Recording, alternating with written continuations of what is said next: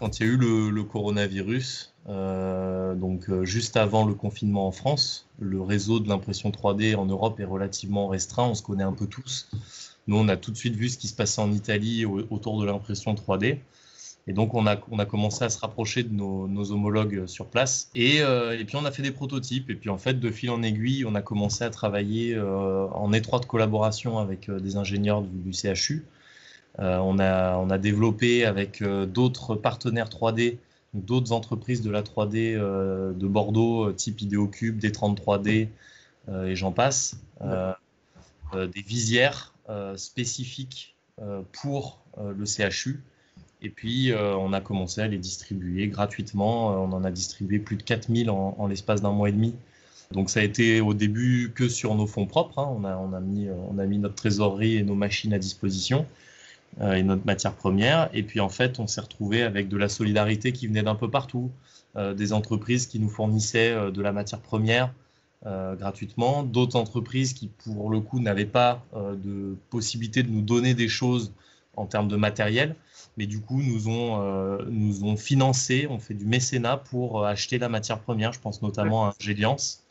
Et puis au bout d'un mois et demi, après avoir distribué 4000 visières, l'annonce du déconfinement étant faite, les entreprises ont commencé à se rapprocher de nous pour aussi avoir des visières de protection. Donc là, on ne pouvait plus continuer à distribuer gratuitement aussi pour les entreprises.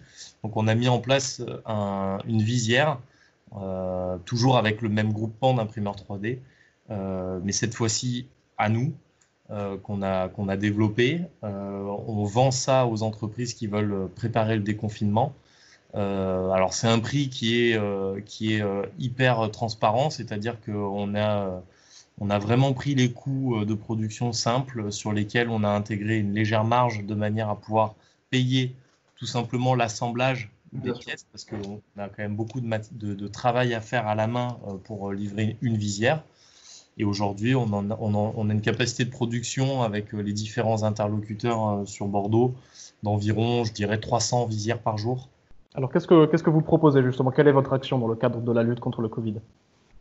Eh bien, l'idée, c'était de repartir sur ce qu'on savait déjà faire, c'est-à-dire utiliser du textile pour produire du réutilisable. Et partir sur une production de masques effectivement lavables et réutilisables comme on le fait pour d'autres supports. Et donc notre première idée, c'était d'envoyer des masques pour des patients qui venaient pour des séances de chimiothérapie et qui techniquement n'avaient pas de masque pour le faire. Et puis ensuite, très rapidement, on a été sollicité par des infirmières qui travaillent en libéral. Vraiment une chaîne de solidarité qui s'est mise en place parce qu'elles récupéraient les masques, mais elles faisaient des efforts pour nous trouver le tissu. Et d'autres personnes se sont proposées pour nous faire les coupes. Nous, on cousait à l'atelier.